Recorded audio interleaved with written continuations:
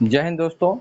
आज का हमारा टॉपिक है परागण यानी पॉलिनेशन।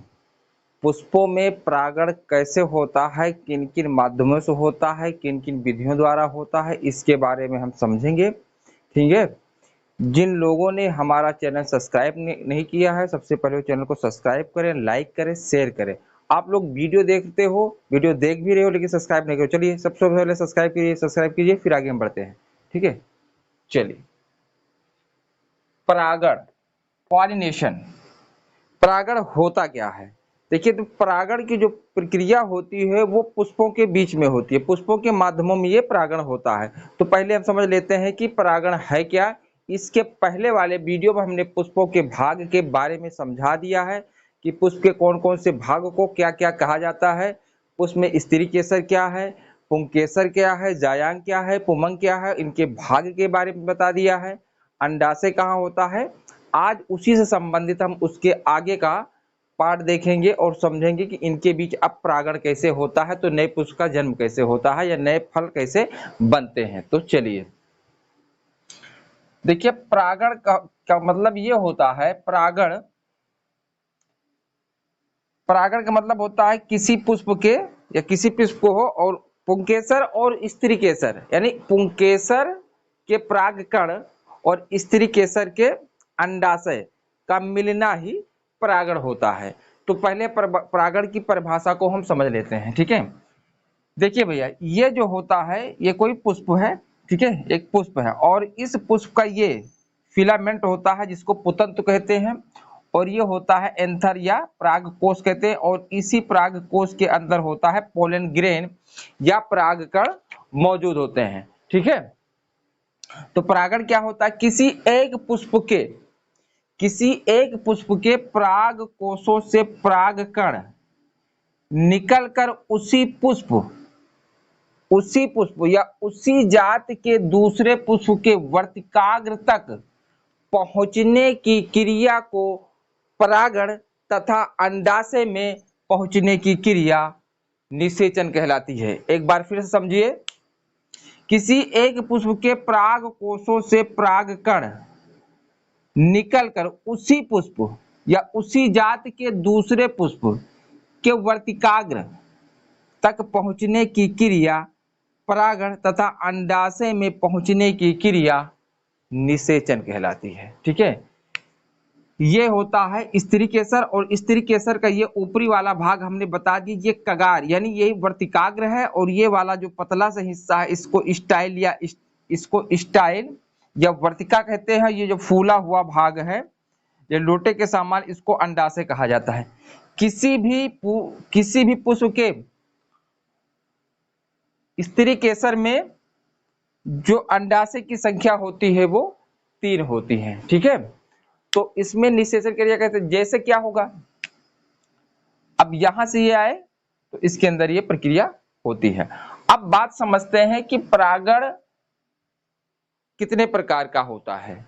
तो परागण भैया 2 प्रकार के होते हैं, एक होता है स्वपरागण और दूसरा होता है परपरागण।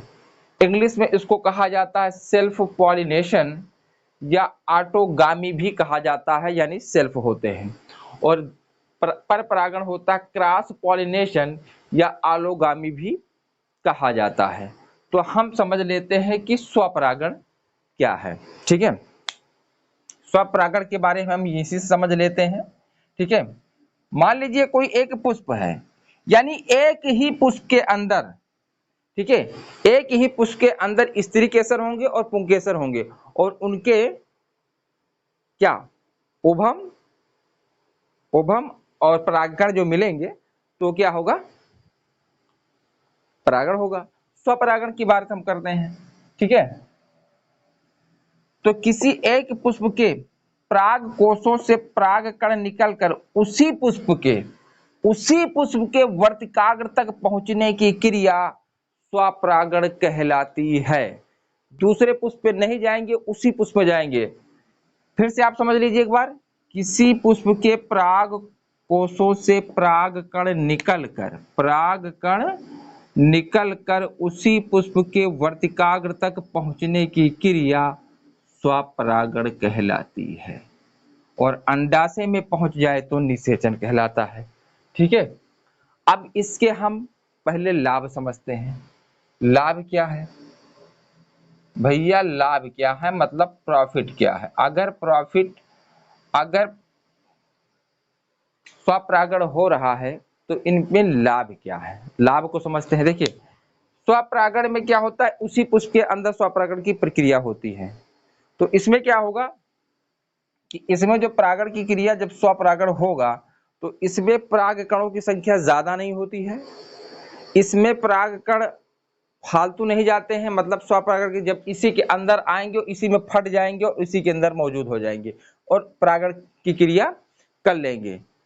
तो इनसे क्या होता है, इसमें परागणों की संख्या का अधिक होना नहीं जरूरी है, ज्यादातर किसी माध्यम की जरूरत नहीं है, किसी पक्षी द्वारा या भंवरों द्वारा इसमें माध्यम की जरूरत नहीं होती है, केवल इनमें हवाओं द्वारा ही परागण हो जाता है। परागण होने के ज्यादा चांसेस होते हैं जो पौधे पुष्प यानी जो पौधे द्विलिंगी होते हैं, जो पौधे द्विलिंगी होते हैं उसमें स्वपरागण होने की संभावना सबसे ज्यादा होती है। ठीक है, द्विलिंगी का मतलब होता है जिसमें स्त्री केसर और पुंकेसर दोनों होते हैं, वो द्विलिंगी या उभयलिंगी कहलाते हैं। तो ये बात आपको समझ में आ गई। इनसे लाभ क्या होता है? ठीक है, इनसे हानि क्या है? देखिए, इनसे हानियां ये हैं कि इनसे जो तैयार होते हैं, जो नया परागण के फलस्वरूप जब निषेचन क्रिया होती है और अंडाशय में जब फल बनता है तो जो वो उनकी संख्या होती है कम होती है, इनमें जो है इनके बीजों की संख्या कम मात्रा में होती है, उतनी अच्छी नहीं होती है, इसमें मिश्रित होते हैं, अच्छे और छोटे बड़े दोनों प्रकार के बीज मौजूद होते हैं। तो वो इतना अच्छा स्वपरागण नहीं माना जाता है, क्योंकि इनके वही नस्लें बरकरार रहती है तो कोई नया जनरेशन नहीं आ पाता है, तो ये इनके हानि हो जाती हैं। ये बात क्लियर हो गई। अब हम आ जाते हैं पर परागण में। ठीक है, इनके प्रॉफिट हमने बता दिया है और हमने लॉस बता दिया है। ठीक है, अब इसमें क्या होता है भैया, पर परागण क्या है? चलिए अब हम पर परागण की बात करते हैं। देखिए, परागण करने के लिए किसी न किसी माध्यम की आवश्यकता होती है, वो चाहे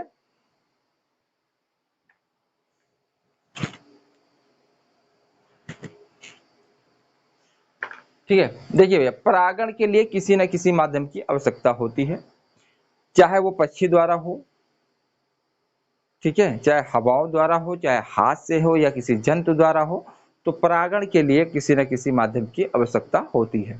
तो हम समझ लेते हैं क्रॉस पॉलिनेशन या आलोगामी क्या है, पर परागण क्या होता है। ठीक है, देखिए, यह कोई पुष्प है, ठीक है, और यहां से परागकण निकल कर और इसमें चले आए हैं, यानी दूसरे पुष्प में। ठीक है, और कोई माध्यम हो जाए, मान लीजिए कोई माध्यम, चलिए मैंने कोई यहाँ पे जंतु बना दिया है, ये लो, इसके माध्यम से परागण हो रहा है। तो कहने का मतलब है किसी एक पुष्प के पराग कोशों से परागकण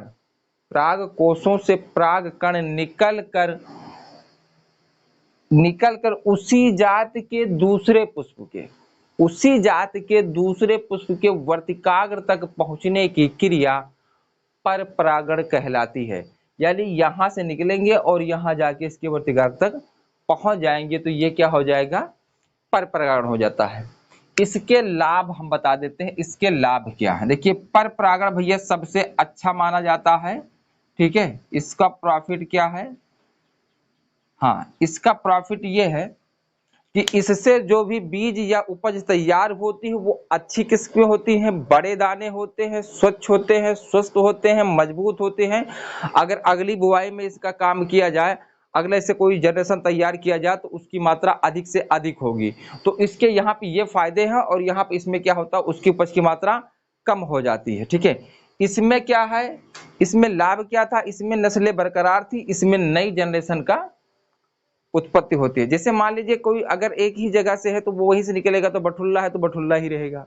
लेकिन अगर उसमें कोई नई चीज ला के उसमें वैरायटी डाल दिया जाए तो उसकी जो है, जैसे हाइब्रिड हो जाता है, एक हाइब्रिड होता है, एक देसी होता है। तो हाइब्रिड का क्या होता है, वो बड़े हो जाते हैं, तो उसमें नस्ल का परिवर्तन कर दिया जाता है। एक एक दूसरे नस्ल को लाके उसमें नस्ल के बीच में जाइगोट यानी कि दोनों का परागण करवा लिया जाता है, तो जो नई जनरेशन उत्पन्न होती है वो अच्छी होती है। ठीक है, इसके नुकसान क्या होते हैं? इसके नुकसान ये है कि इसमें परागण के लिए पराग कणों की संख्या अधिक होना जरूरी है, किसी न किसी माध्यम की आवश्यकता होती है, बिना किसी माध्यम के एक दूसरे के पास नहीं जा सकते हैं।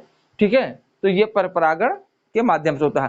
पर परागण ज्यादातर एक लिंगी में होता है, वैसे द्विलिंगी और एक लिंगी दोनों में होता है, लेकिन सबसे ज्यादा एक लिंगी होता है। एक लिंगी मतलब होता है जिसमें या तो स्त्री केसर होंगे जिस उसमें, या तो पुंकेसर होंगे, तो ये होता है पर परागण। यहां तक बात समझ में आ गई आप लोगों को?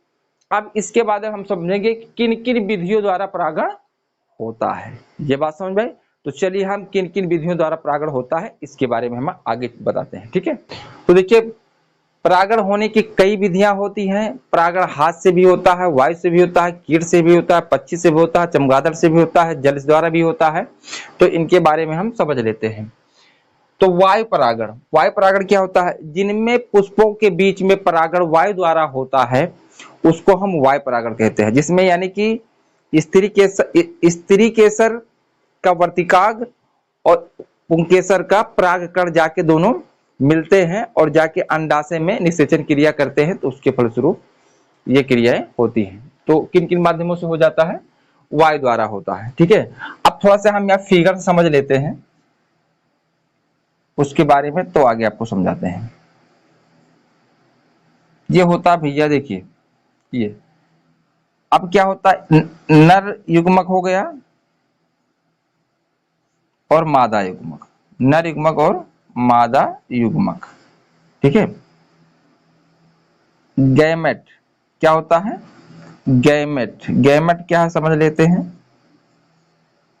ठीक है, जाइगोट और नंबर 3 एम्ब्रॉय, एम्ब्रॉय। ठीक है, अब इसको आप समझिए यहाँ पे, चलिए हम काला ले लेते। ठीक है, ये लीजिए आप, यहाँ पे दिख रहा है।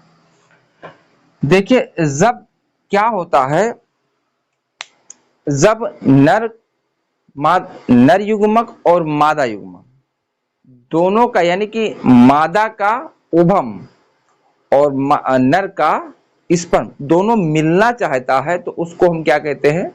मिलने के लिए तो उसको युग्मक कहा जाता है। क्या कहा जाता है? युग्मक कहा जाता है।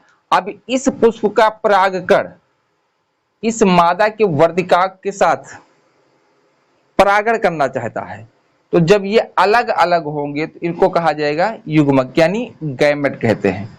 यानी कि मादा का और नर का मिलने के लिए जो आकर्षित होते हैं, तो जब वो अलग अलग होते हैं तो गैमेट, और मिल जाते हैं तो जाइगोट कहलाता है। यानी कि जैसे आप मानव में ले लीजिए, मानव में आप ले सकते हैं पुरुषों का स्पर्म और मादा का, महिला का अंडाशय, जब वो दोनों मेल करना चाहते हैं, दोनों मिलना चाहते हैं, तो उसको कहा जाता है नर और मादा युग्मक, यानी कि नर अलग और मादा युग्मक। और जब मिल जाते हैं तो क्या कहलाया जाता है? जाइगोट। और जब एक दोनों मिलकर एक अंडाशय का, एक भ्रूण का निर्माण करते हैं, तो उसको कहा जाता है एम्ब्रॉय। यानी कि मेल और फीमेल का स्पर्म और उभम को मिलना ही निषेचन कहलाता है। और निषेचन के फलस्वरूप से जो भी बनता है, वो जो बच्चा बनता है, इसमें नर पुरुषों में नर और पुरुषों में बच्चे बनते हैं, लेकिन इसमें बच्चे नहीं, इसमें फल बनता है। तो ये क्या कहलाते हैं? गैमेट कहलाते हैं। ये बात समझ में आई? अब हमने बताया था कि वायु परागण होता क्या है। तो कुछ ऐसे देखिए, सब चीजों में संभव नहीं है कि कीट द्वारा परागण हो, तो कुछ ऐसे पुष्प होते हैं जिसमें हम वायु द्वारा ही परागण होता है, जैसे गेहूं, मक्का, धान। इनमें से इनकी संख्या इतनी ज्यादा होती है कि सब में संभव नहीं है। अगर सब में संभव होता तो कभी कीट बैठते ही नहीं, तो फल की उपज उत्पन्न। तो जब ये हवाएं चलती हैं तो इसमें क्या होता है? इनमें क्या होता है? इसमें परागकण की संख्या अधिक होती है, और स्त्री केसर में जो है वर्तिकाग्र यानी कि स्त्री केसर की भी संख्याएं अधिक होते हैं। तो दोनों क्या होते हैं? जब लहराते हैं तो उसमें एक फट जाते हैं, फटने के बाद परागकण क्या होते हैं? परागकोश से फट के स्त्री केसर की कहां? वर्तिकाग्र में पहुंच जाते हैं। तो इस प्रकार क्या होता है? वायु परागण होता है। ये बात समझ आई? जल परागण क्या होता है? जब परागण जल द्वारा होता है, ठीक है, जब जल द्वारा परागण होता है तो उसे हम जल परागण कहते हैं। देखिए कमल पे टिक मत लगाना, कमल में जल में उगता जरूर है लेकिन उसमें परागण भंवरों द्वारा होता है। जलकुंभी में और जोस्टेरा पौधा है, जलीय पौधा, इसमें क्या होता है? जल परागण होता है। जंतु परागण क्या होता है? जब जंतुओं द्वारा परागण होता है तो उसे हम जंतु परागण कहते हैं। जैसे भौरा हो गया, मधुमक्खी हो गई, छोटे छोटे कीड़े मकोड़े हो गए, पक्षी वर्ग हो गए, ये सब मिलके क्या होते हैं? ये जब परागण करते, इनके माध्यम से पुष्पों के बीच में परागण होता है तो उसे हम जंतु परागण बोलते हैं। जंतु परागण करने के लिए ज्यादातर पुष्प क्या हो, जो पुष्प खिलते हैं वो चटकीले भड़कीले रंग बिरंगे होते हैं, उनको देखकर ही जंतु क्या होते हैं? कीड़े मकोड़े आकर्षित होते हैं, और आकर्षित होते हैं तो क्या करते हैं? गए और पुष्प के कहां बैठ गए? पराग कोष पर बैठे, वहां पराग करता, वहां उसके पंखों में क्या हो जाते हैं? चिपक जाते हैं। चिपकने के बाद वो जाके कहां बैठेंगे? इस तरीके से कि वर्तिकाक पर, और वर्तिकाक पर भी चिपचिपा होता है, जैसे बैठेंगे परागकण यहीं पे छोड़ देंगे और ये स्टाइल द्वारा, ये वर्तिका द्वारा कहां पहुंच जाएगा? अंडाशय, अंडाशय पहुंचने के बाद क्या हो जाएगा? भ्रूण का निर्माण हो जाएगा। तो इस प्रकार ये प्रक्रियाएं हो जाती है, ठीक है। देखिए सबसे बड़ा जो फूल होता है वो रिफ्लेशिया का फूल होता है, जो कि इंडोनेशिया थाईलैंड के जंगलों में पाया जाता है। इस इतना खतरनाक पुष्प है, इसके पादों इससे सड़ी हुई लाश की जैसी गंध आती है, क्योंकि ये कीट भक्षी पुष्प है। ये कीड़े मकोड़ों को उसी में लपेट लेता है, जैसे उसके बगल लगा जाते हैं उसको चिपका लेता है और वो मर जाते हैं। और इसका जो मौसम होता है अक्टूबर से नवंबर के बीच में खिलता है। इसका कार्यकाल बहुत कम होता है, ये 10 से लेके 40 किलोग्राम तक का इसका फूल होता है। और ये थाईलैंड और इंडोनेशिया जैसे जंगलों में ये पाया जाता है, मलेशिया में भी ये पाया जाता है, ठीक है। तो दुनिया का सबसे बड़ा जो फूल होता है रेफ्लेशिया का होता है, और दुनिया का सबसे छोटा जो फूल होता है वो उल्फिया होता है, उल्फिया कहा जाता है। वो भी जो होते हैं यूरोप में, एशिया में, अफ्रीका में तालाबों के स्थानों के आसपास पर जहां नमी की मात्रा होती है वहां पे पाया जाता है। वो इतना छोटा होता पुष्प होता है कि उसको हम बिना सूक्ष्मदर्शी के माध्यम से नहीं देख सकते हैं। इसका भार लगभग नमक के 2 कण के बराबर होता है, इतने छोटे। ये हरे अथवा पीले रंग के खिलते हैं। तो ये दुनिया का सबसे छोटा उल्फिया है, दुनिया का सबसे बड़ा रिफ्लेक्सिया है, ठीक है। तो कीट परागण जिसमें कीट द्वारा होता है, पक्षी परागण जो पक्षियों द्वारा होता है, ठीक है, पक्षियों द्वारा जो परागण होता है उसे पक्षी परागण कहते हैं। चमगादड़ क्या होते हैं? चमगादड़ ऐसे पुष्पों में जाते हैं जो पुष्प जैसे पुष्प होते हैं जो बड़े बड़े होते हैं, ठीक है। तो चमगादड़ होगा वहां पे जाएंगे, वहां पे लिपटे रहेंगे, तो वो उनके पराग कण के उनके पैरों में चिपक जाएंगे और जाके दूसरे पुष्प पे बैठेंगे, तो उनके वर्तिका पर पहुंचेंगे, अंडाशय से पहुंचेंगे, वहां पे वो परागण क्रिया कर देंगे। उसके बाद निषेचन, फिर एम्ब्रॉय बनेगा, एम्ब्रॉय में भ्रूण का निर्माण होगा, उसके बाद फल बनता है, फिर बीज बनता है। इस प्रकार प्रक्रियाएं चलती रहती हैं। तो ये बात समझ में आ गई, ठीक है। जो रात में फूल खिलते हैं उनमें भी परागण होता है, लेकिन रात में खिलने वाले पुष्प ज्यादातर क्या वो सफेद ही खिलते हैं, केवल अपनी खुशबू से जो है कीटों को आकर्षित करते हैं। जैसे आपने देखा है रात रानी देखा है, चमेली का फूल देखा है, ये सब ज्यादातर सफेद होते हैं। तो ये कीटों को आकर्षित करते हैं, परागण करने के लिए क्या करते हैं? कीटों को आकर्षित करते हैं। तो इनकी खुशबू से कीट क्या होते हैं? वहां पहुंच जाते हैं और एक दूसरे पे बैठ के जो होते हैं परागण की क्रिया कर देते हैं। तो इस प्रकार ये परागण होता है और नई जनरेशन का निर्माण होता है। अब थोड़ा से और समझ लेते हैं। देखिए परागण आता कैसे है। देखिए ये क्या हो गया, ये क्या है भैया? ये वर्तिकाग्र है, ये अंडाशय है और ये स्टिग्मा है, ठीक है। जब परागण कभी भी आता है वर्तिका, तो आते हैं भैया 2 अंडाशय, 2 ही आते हैं। और पहले से वर्तिका यानी कि स्त्री केशन में 3 अंडाशय मौजूद होते हैं। तो जब आता है तो ये 2 के साथ जो है जाइगोट बना लेता है, ठीक है, यानी भ्रूण का निर्माण करता है। और भ्रूण का विकसित भाती फल कहलाता है, फल के अंदर ही बीज होता है। और भैया इसका बचता है 1, बाकी नष्ट हो जाते हैं। बाकी बचता क्या? इसका 1 परागकण यहां बचा है और 2 अंडाशय यहां बचा, तो ये इसके साथ जो है जाइगोट बना लेता है। और ये जो जाइगोट बनता है तो ये बनता है इंडोस्पर्म कहा जाता है, यानी भ्रूण कोष कहा जाता है। यानी जब तक फल विकसित नहीं हो जाता है तब तक ये उसको पोषक तत्व देने का कार्य करता है एंडोसल्फान। ये जो दोनों मिलकर कार्य करते हैं, जैसे कि माँ के पेट में पल रहा बच्चा को पोषक तत्व प्लेसेंटा द्वारा जब गर्भनाल से जुड़ा होता है तो उसको जो पोषक तत्व मिलता है वो माँ के पेट से प्लेसेंटा द्वारा मिलता है। उसी तरह पुष्प में जो इसको पोषक तत्व मिलता है, जब तक ये विकसित नहीं हो जाते यानी फल नहीं बन जाते हैं, तब तक इनको एंडोस्पर्म द्वारा यानी भ्रूणकोश इनको जो है पोषक तत्व देता है। तो इस प्रकार क्या होता है, हम पर परागण की क्रिया प्रारंभ होती है और इस प्रकार नए नए पुष्प का जनरेशन होता है, नए नए पैदावार बनती है, नए नस्लें बरकरार रहती है। ठीक है, उनके नस्लें हमेशा बरकरार हैं। और जब पर परागण सबसे अच्छा माना जाता है क्योंकि इसकी नस्लें चेंज हो जाती हैं। तो वीडियो अच्छा लगा हो तो लाइक शेयर कमेंट जरूर करें। आप लोग वीडियो देख रहे हैं मुझे पता है, चलिए सबसे पहले इसको सब्सक्राइब करिए। नहीं सब्सक्राइब करिए, हाँ आप सब्सक्राइब कीजिए। चलिए वीडियो के साथ धन्यवाद।